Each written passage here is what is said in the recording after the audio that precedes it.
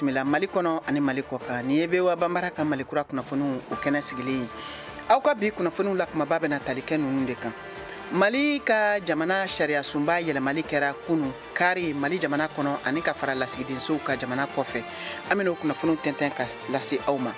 Kalata dugusɛjɛ Malidenw ye hakilina ni kalansira jumɛnw sɔrɔ ni kalata in kan. VOA Bambara ka kunnafonidila wulila ka se Alexis Kalanberi ma ka hakilinaw ta o koɲɛ kan.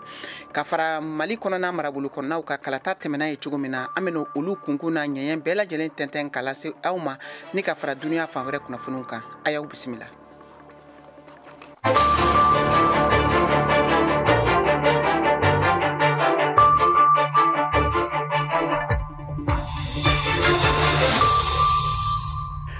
An balimaw an ka foli baw ye kokura Mali kɔnɔ ni Mali kɔ kan ka lase aw ma ka fɔ ni ye VOA Bambara ka Mali kura kunnafoniw kɛnɛ sigilen ye.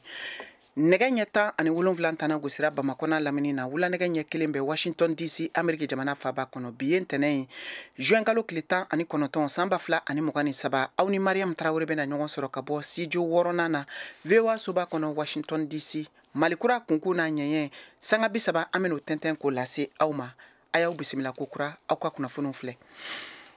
Mali ka sariya sunba o yɛlɛmali kalataw kɛra kunu kari Mali jamana fan bɛɛ ani ka fara Mali ka lasigidensow ka jamana kɔfɛ. A yirala ka fɔ Malidenw ka wulikajɔ kɔni o fanga ma bonya kosɛbɛ i n'a fɔ a laɲini tun kɛlen don cogo min na. Cakɛda min sigilen don kalatako kunna n'a bɛ wele ko mission d'observation des élections au Mali olu bɛ jalatigɛli ni wulikajɔ la walasa jaabiw bɛ se ka bɔ a bɔcogo la cogo min. O kosɔn bi VOA Bambara tɔgɔla Mariam Kuyate y'a ka kuma barani tɛnku Mahamadu Lamine Jarala a bɛ fɔ cakɛyɔrɔ min ma ko Modèle Mali ale ye o ɲɛmɔgɔ dɔ ye ka bɔ Bamakɔ an k'ale ka hakilinaw lamɛn kunu kari kalata kan. Kunu Mali sariya sunba kura wote bannen kɔ wula nɛgɛ kaɲa 18 waati jateminɛkɛlaw n'o ye observateurs ye u ka jateminɛ bolila fɛn minnu kan. Mamadou Lassine Diarra ale ye o jɛkulu ma dɔ ye kulu min bɛ wele ko Modèle Mali a b'o kunnafoni walawala an ye. An ka jateminɛ la kalata kɛra jamana yɔrɔ caman na fana bɔra Kidali marabolo la an bɛ se ka o fɔ nka gɛlɛya caman yira la yɔrɔ dɔw la k'a daminɛ Kayila kɛrɛnkɛrɛnnenya la Jama marabolo Jangirde commune kɔnɔ an ye gɛlɛya dɔw ye yen nɔ bawo mɔgɔ minnu maramafɛn tigilamɔgɔ minnu si ma dɔn olu kɛra sababu ye ka kalataminɛn dɔw jeni. Kulikoro marabolo kɔnɔna la kɛrɛnkɛrɛnnenya la Nara gɛlɛya caman yira yen nɔ Nara commune dɔw la ani bureau de vote dɔw la parce que ka sababuya kɛ lakanabaliya fɛn min ye Sikaso marabolo kɔni jɛ o fanba la a kɛra basigi kɔnɔna la ka sɔrɔ gɛlɛya caman ma y'a la. Segu kɔnɔna la an bɛ se ka min fɔ o ye Masina ani Ɲɔnɔ an y'a ye k'a fɔ jatigɛwale tigilamɔgɔw ale ni maramafɛntigi dɔw minnu ma si dɔn olu fana ye walew kɛ yen nɔ min bɛ kalata gɛlɛya mɔgɔw bolo k'a perturber parce que yɔrɔ dɔw la kalatala dɔw yɛrɛ enlevera mais kɔfɛ u tilara ka sɔrɔ o kelen de kɛra i n'a fɔ Tɔnbukutu marabolo fana kɔnɔna la kɛrɛnkɛrɛnnenya Ɲafunke Mopti marabolo kɔnɔ gɛlɛya caman yera yen nɔ kɛrɛnkɛrɛnnenya la Yuwaru ani Bankas kɔnɔna la ani Bajangara fan dɔw an y'o fana jateminɛw kɛ k'a ye k'a fɔ lakanabaliya kɛra sababu ye ka gɛlɛya caman lase kalata kow la yen fan caman na. Donc Tɔnbukutu kɔnɔna fana la an y'a ye k'a fɔ mɔgɔ dɔw fana bɛ yen nɔ olu ka bureau de vote place falenna ka taa Tawudeni ka sɔrɔ u ma jɛn n'a ye u t'a kalama. Gawo marabolo kɔnɔ an bɛ se k'a fɔ a kɛra basigi kɔnɔ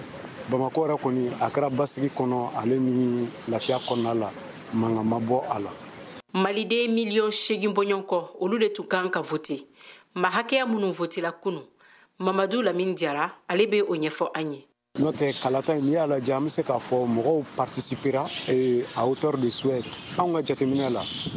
ka se kunun 15h wagati ma n'o ye 3h seli fana lagansara furancɛ ye n'i y'a jateminɛ 100 sara la mɔgɔ min bɔra k'a ka kalata kɛ o bɛ tali kɛ mɔgɔ 27 kan mais komi baara bɛ sen na halisa nka fɛn min yɛrɛ b'a la n'o ye kalata in gɛlɛya dɔɔni n'o kɛra degun ye a la o ye a sariya sɔsɔli barika bonyara kojugu kɛrɛnkɛrɛnnenya la sariya b'a fɔ ko wale dɔw kana kɛ an y'a ye k'a fɔ kalatala dɔw u ka kalata sen fɛ olu y'o walew kɛ o ye jumɛn ye o dɔ bɛ se ka kɛ ka don bureau de vote kɔnɔ n'u ka telefɔni ye. An b'aw ladɔnniya k'a fɔ ko min ye jaabi kun fɔlɔw ye o ma da maaw tulo kan fɔlɔ o na di waati kungurunin kɔnɔ kalata labɛnjɛkulu fɛ n'o ye ɛji Mariam Kuyati ka laseli do ka bɔ Bamako VOA Bambara tɔgɔ la. hali bi an bɛ to kalata n'o ye sariya sunba yɛlɛmali ye o kalata hukumu kɔnɔ min kɛra kunu kari Mali jamana fan bɛɛ. Kalata dugusɛjɛ malidenw ye kalansira jumanw sɔrɔ ni kalata in kan walasa an ka se ka jaabi sɔrɔ o ɲiningali la. VOA Bambara ka kunnafonidila Bakasi Kura y'a ka kuma baranin tɛnkun Alexis Kalanberi la kunnafoni sɛsɛnna do ka bɔ Bamako a ye seereya minnu sɔrɔ o kuɲa kɔnɔ an k'o lamɛn. Enseignement min se ka tire an ka kalafili la dimanche tɛmɛnen a fɔlɔ o ye ko ɛji baara kɛ a sera ka bɛɛ ka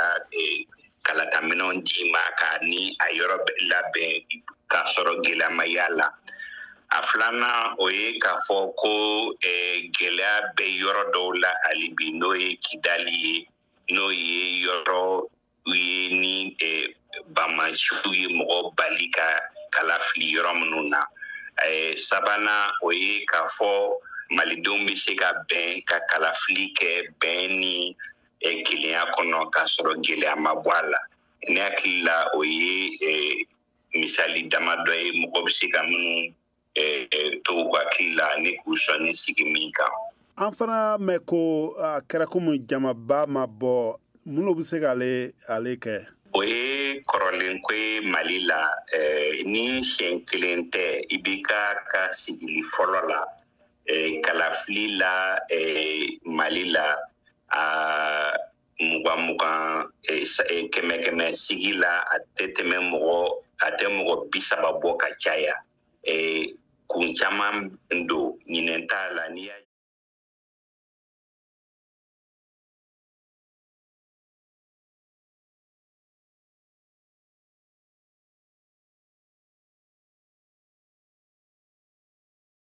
ye kɔlɔsilikɛla fɛn o fɛn taara kalafili yɔrɔ la u bɛɛ bɛnna k'a fɔ ko mɔgɔ minnu taara kalafili la u si tun bɛ dɔɔnin bɔ denmisɛnninlamɔgɔw ma bɔ hali dɔɔnin o ye fɛnɛ ye gɛlɛya dɔ ye dɔwɛrɛ bɛ se ka kɛ min ye o ye k'a fɔ dɔw yɔrɔ ka jan i y'a dɔn mɔgɔw tɛ sigi yɔrɔnin kelen mɔgɔ bɛ yɛlɛmani na tuma bɛɛ i tɔgɔ sɛbɛnna yɔrɔ min na o ni sigida ka jan sariya bɛ dɔw minɛ ka taa. Naaninan ye k'a fɔ nin ye référendum min a t'i n'a fɔ président sigi a t'i n'a fɔ maire sigi wali député sigi n bɛ taa voter karisa ye wali n bɛ taa voter karisa ka parti ye o fɛnɛ bɛɛ bɛ mɔgɔw dusu ɲigin u ka wuli ka taa voter ka tɛmɛ référendum ta kan.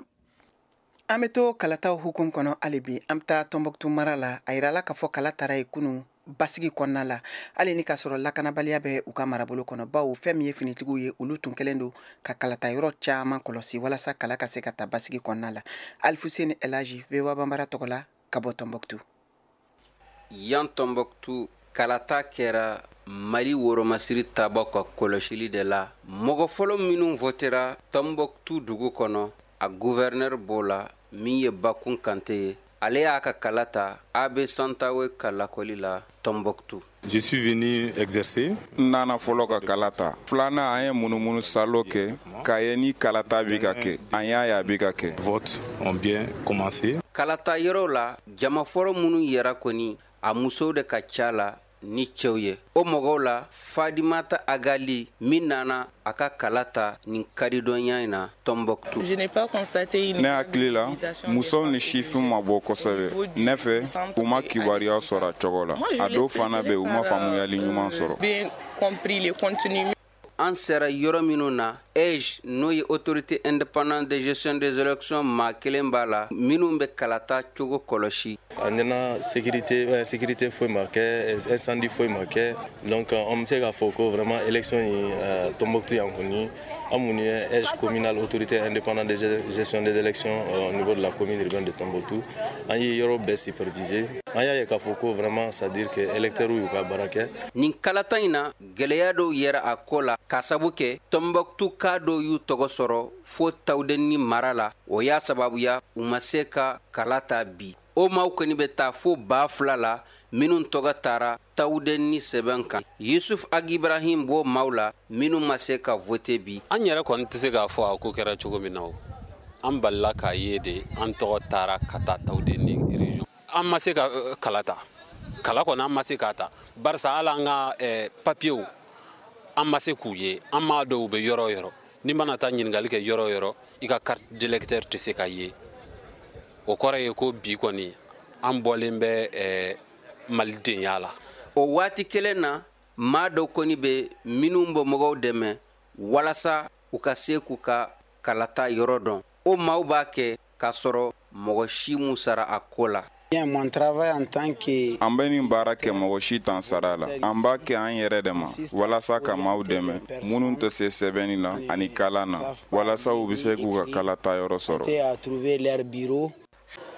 Tombouctou bi maa b'a 400 bɔɲɔgɔnko de kan ka kala ta bi o maaw tilalen don bureau de vote 2000 ni ɲɔgɔn cɛ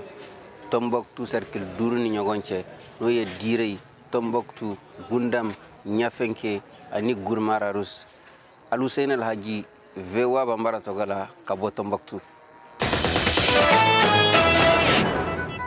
An to Tombouctou mara la an b'an kunda Ɲafunke kan a yirala k'a fɔ kunu kari kalata kɛra u ka mara kɔnɔ kalata yɔrɔ 360 o de tun bɛ yen wa maa minnu tun makɔnɔlen don n'olu kan ka bɔ ka kalata o hakɛ o tun ye maa 883 ani mɔgɔ 500 ni mɔgɔ 93 ni mɔgɔ 3 ye ninnu bɛɛ lajɛlen sera ka kalata wa walasa an ka se k'o ɲininkali jaabi sɔrɔ VOA Bambara ka kunnafonidila Segu Mayiga y'a ka kuma barani tɛnkun Isa Turela ale ye aide o ɲɛmɔgɔ ye ka bɔ Ɲafunke an k'ale ka jaabiw lamɛn.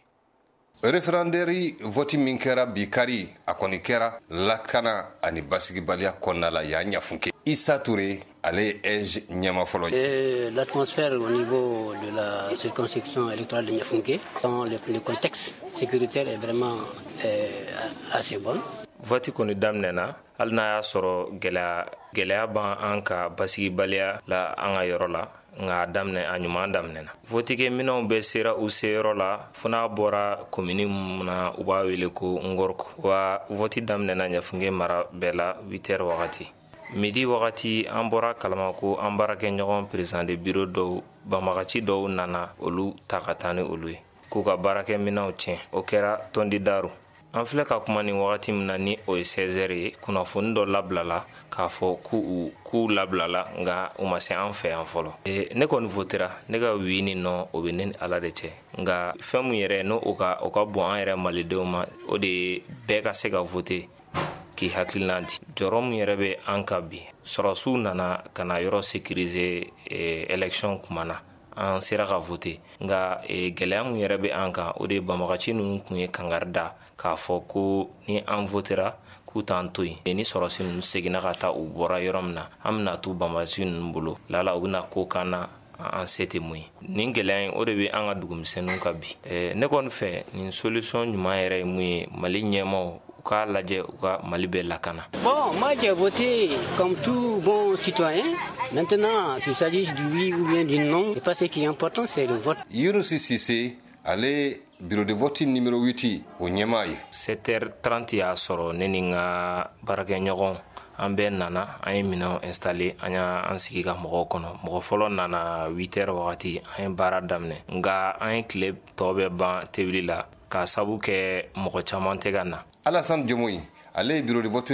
numéro 3 o ɲɛma ye. Voti kɔni kɛra an ma gɛlɛya foyi sɔrɔ a la nka ne yɛrɛ votera mɔgɔ caman yɛrɛ nana an y'a lakɔlɔsi k'a fɔ ko jamana ɲɛmɔgɔw ye kunnafoni lase cogo min na a sera ka ɲɛ barisa mɔgɔ caman nana hali ma an ɲininka voti kɛcogo la epi bulletin fɛnɛ kun ye 2 dɔrɔn de donc o y'an ka baara nɔgɔya an bolo. Buguto Dambele ale cercle bɛɛ lajɛlen ɲɛma fɔlɔ ye.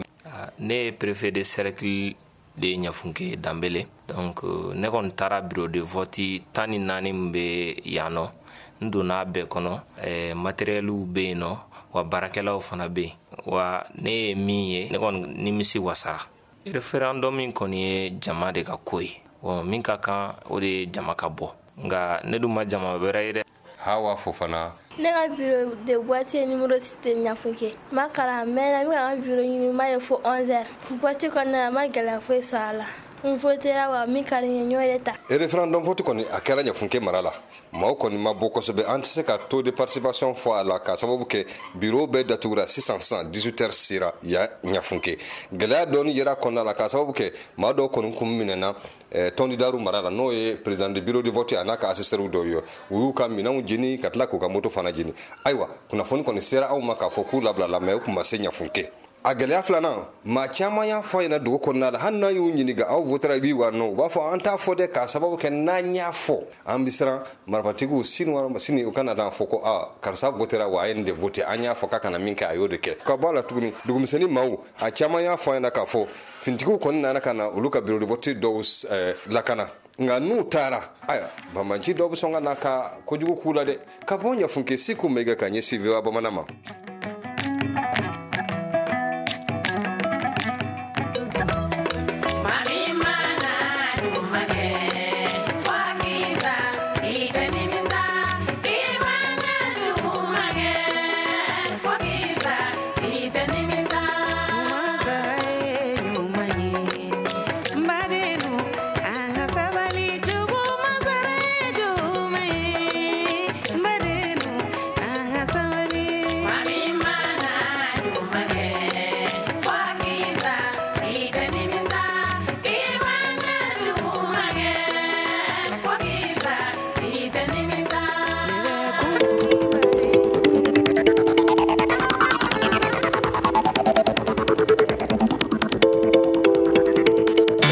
VOA Afrique ni VOA Afrique ye una adamadenw lafiyara kunnafoni ko la.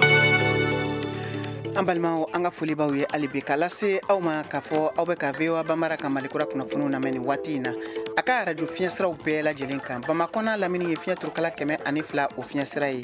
nin waati in na Bugunikaw b'an sɔrɔ radio Kumase ka 92 fiɲɛsira fɛ Koro ani Bayangarala lamini aw b'an sɔrɔ radio Orona ka 93.2 fɛn min ye Sankaw ye aw bɛ se k'an sɔrɔ radio Perzan ka 98.8 Gawo fiɲɛ turukala 106.1 Tumutu o ye 93 ye Abijankaw b'an sɔrɔ 99 kan Wagadugu o ye 102.4 ye an ka bɔlɔlɔsira labilalen don www.voabambara.com walima aw bɛ se k'aw sɔgɔ an ka page Facebook YouTube ani Instagram na VOA Bambara Malikura kunnafoniw bɛ ka lase aw ma Mariam Traoré fɛ ka bɔ studio 6 na VOA soba kɔnɔ Washington DC.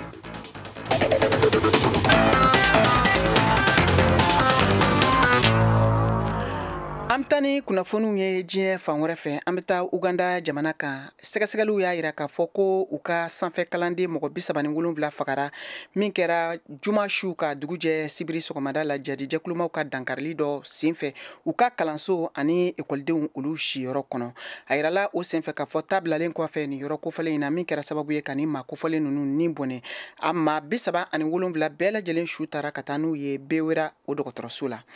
Congo RDC jamana kan dunuya keleya tɔnba Nations Unies ye tabale gosi bin tɛnɛ sɔgɔma ka kɛɲɛ ni gɛlɛyaw ye min bɛ ka kɛɲɛ ni karugɛlɛya walew ye u ka jamana kɔnɔna la o senfɛ ka wele bila diɲɛ tɔnbaw bɛɛ lajɛlen ma k'a fɔ ko dɛmɛ n'o ye humanitaire ye u ka yan ka ta teliya la ka ɲɛsin Congo RDC jamana ma ani ka fɛɛrɛw ɲini fɛn min ye fitinɛ ye u bɛ se ka dala faga Suède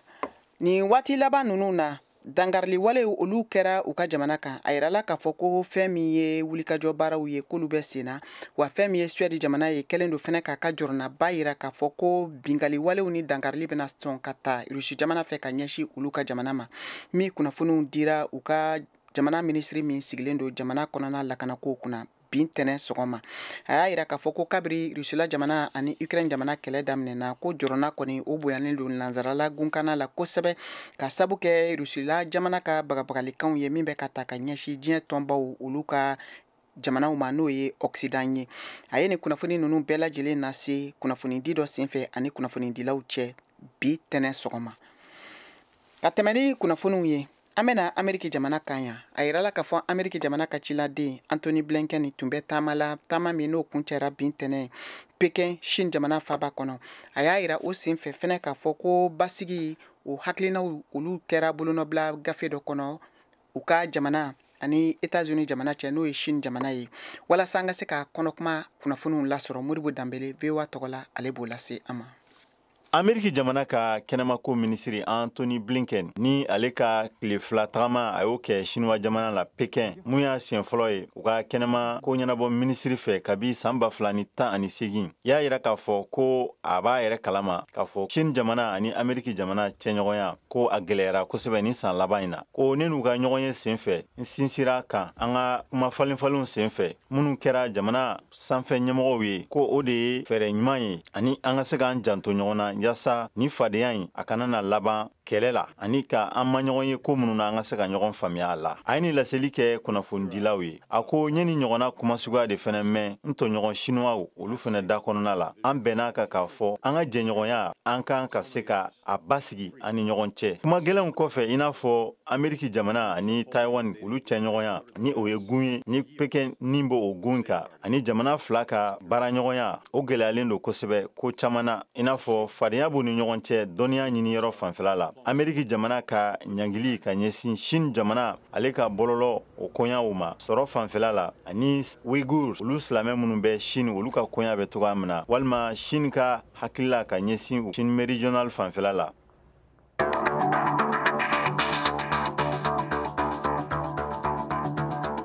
Sisan aw bɛ se k'aw ka batakiw ci an ma WhatsApp fɛ an ka nɛgɛjuru sira kan 020 24 40 47 16 tɔgɔ ni jamu ani aw bɛ bɔ yɔrɔ min na aw bɛ o fɔ ka sɔrɔ k'aw ka bataki d'a kan.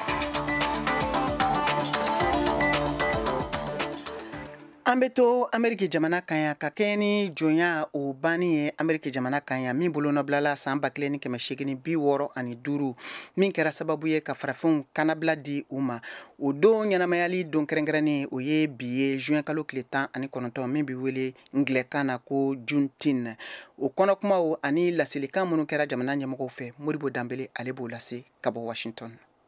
Ni nisɔndiyaw ani sewali ninnu daminɛna Galveston John Texas mara la olu de ye ni nisɔndiya in ani a sewali daminɛ fɔlɔ ani a y'a sɔrɔ k'a fɔ yɛrɛ kanabilali mun kɛra jamana ɲɛmɔgɔ Abraham Lincoln fɛ ko John u kana bilala san 1863 a ma se ka lawaleya Ameriki jamana worodugu yanfan yɔrɔ caman na yanni ka faso jama ka kɛlɛjuguba mun kɛra san 1865 wagati la o wagati la tubabu dɔw fɛnɛ tun ye tɔnɔmabɔ kɛ farafinw labaarali la kasɔrɔ musara u y'u ban ka kibariya in k'a cari san caman kɔfɛ Ameriki jamana ka farafinw ye ni waleya in a ɲɛnamaya ni a kɛra wagati dibimaba ye u ka dɔfɔ kɔnɔna la ni nisɔndiya ye ani yɛrɛ mayiraw ani dɔnkiliw ani sewaliko ni ye don ye don min na u ka jamana ka farankakulu Galveston Texas y'a yira k'a fɔ k'u kana bila la nka u ye san 150 de makɔnɔ ani nisɔngoya caman yasa Ameriki jamana ka foroba fanga bɛ se ka a lakodɔn ko juin kalo tile 19 o ye don ye don min na sɛngɛlafiɲɛbɔ don do bi mɔgɔw kɔni a ɲininen d'u fɛ u ka taa u yɛrɛ nisɔndiya ani u ka taa u yɛrɛ makaran u ka dɔfɔ ko la ka ɲɛsin nin don kelen ma. D. Evans ni ale ye u ka National Juneteenth Observance Foundation ɲɛmɔgɔ ye san 2019 wagati la a ko san 1776 ko jamana ye a yɛrɛ sɔrɔ ka bɔ Angleterre jamana bolo ko nka mɔgɔw kun kana bilalen tɛ ko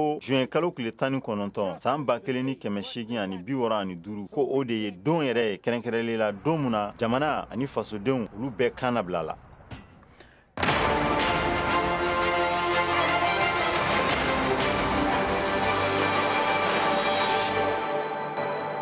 A y'aw ka kunnafoniyaw sɔrɔ don o don sɔgɔma VOA tabalen kan VOA Bambara ka tile kunnafoniya kun fɔlɔw sanga 30 kɔnɔna na o bɛ kɛ don o don tɛnɛn ka taa bila juma la sɔgɔmada nɛgɛ kaɲɛ 7 mana tɛmɛ ni sanga 30 ye wa segin bi k'a kan tuguni nɛgɛ kaɲɛ 9 waati ni VOA tabalen ye a y'aw ka tile kunnafoniya kun fɔlɔw sɔrɔ Mali ale ni diɲɛ binna kun kan VOA tabalen ka kunnafoniya kunkun n'a ɲɛɲɛ di aw ma n'an baaraɲɔgɔnw ka wulikajɔ ye Mali kɔnɔna na farafina ale ni diɲɛ fantan 4 bɛɛ lajɛlen. Ka kɛ ni Sudan jamana kɛlɛ ye a yirala k'a fɔ bin tɛnɛ sɔgɔma ɲɔgɔn ye balalen dɔ o datigɛra Genèvekaw fɛ yen cogo min na u bɛ se ka fɛɛrɛ ni dabaliw sɔrɔ kɛlɛ bɛ se ka dala faga Sudan jamana kan kunɲɔgɔn kalo 2 kɛlɛ kelen kɔfɛ ni kunnafoni ninnu lasera duniya tile 10 Nations Unies fɛ Moribo Danbele VOA tɔgɔ la ka bɔ Washington.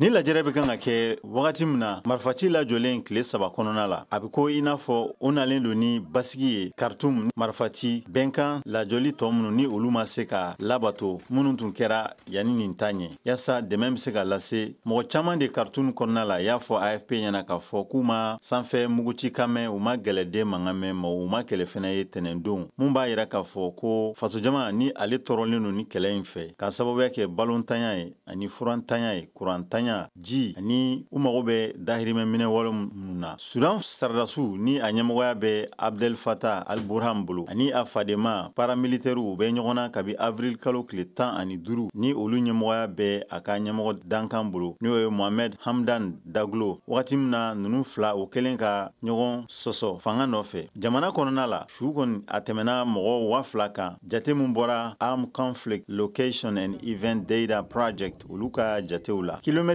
kɛmɛ caman yani ka se Khartoum a bɛ fo mɔgɔ 1000 ani mɔgɔ 100 minnu fagara Darfour ale tilebiyanfan na El Geneima Ameriki jamana ka kɛnɛma ko ɲɛnabɔ cakɛda soba fɛ a ko ale bɛ jigi kɛrɛnkɛrɛnlela u ka RSF la a bɛ mɔgɔ 25 bɔ minnu yɛrɛ bɛ komi Sudan jamana jamakulu tilalen 2 ye o hakɛ ye minnu mago bɛ dɛmɛ la duniya jamanaw ka keleya tɔnba ale ka kuma la a ko a mago bɛ wari min na a ma se k'o sɔrɔ yaasa a bɛ se ka na dɛmɛ lase u ma ni tɛnɛndon lajɛrɛ ni ale kan ka daminɛ Suisse nɛgɛ ɲɛ kelen wagati la dabɔra yaasa u bɛ se ka dɛmɛ sɔrɔ Sudankaw ye ani mɔgɔw wulen don ka t'u sigi a kɛrɛfɛ jamana minnu na ni o kelen don degu fana ye u ma duniya jamanaw ka keleya tɔnba ye ni lajɛrɛ sigi sen kan ni Egypte Arabie Saoudite Qatar farafina jamanaw ka keleya tɔnba ani ka farajɛw fana ka keleya tɔnba kulu kan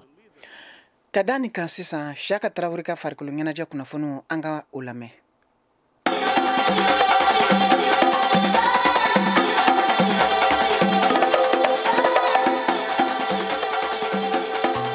Farafinagun kan senantolanta kunda Mali senantolanta cɛ kɔrɔbalenw bena u ni yɔrɔ ta farafina senantolanta ɲɔgɔndanba dɔ kɛnɛ kan san wɛrɛ 2024 Côte d'Ivoire jamana kan kan kodo Mali kalifiyera o la ka da kan kunu kari juin kalo tile 18 san 2023 Congo jinɛbilenw bina Mali samatasɛgɛw cɛ kɔrɔbalenw kodo olu ɲɛkɔrɔ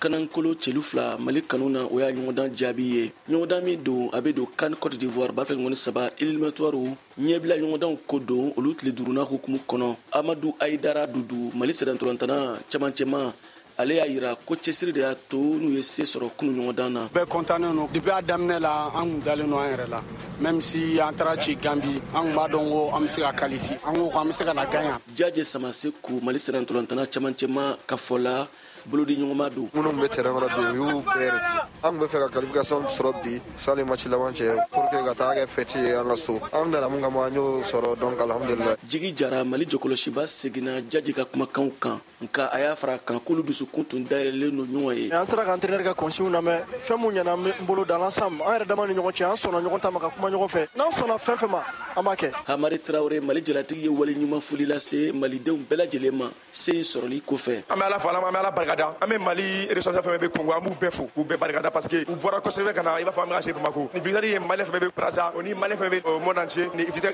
historique de Mali kuma dira gagner Brazza Mali sɛdɛntolantana cɛ kɔrɔbalenw bɛna u seginna fiɲɛ bɔ ka éliminatoire tile 6nan laban ɲɔgɔndanw makɔnɔ o min kɛnɛ kan Mali bɛna Sudan du Sud bisimila Bamakɔ VOA Bamara tɔgɔ la Bamakɔ Siyaka Tarawele kala segi don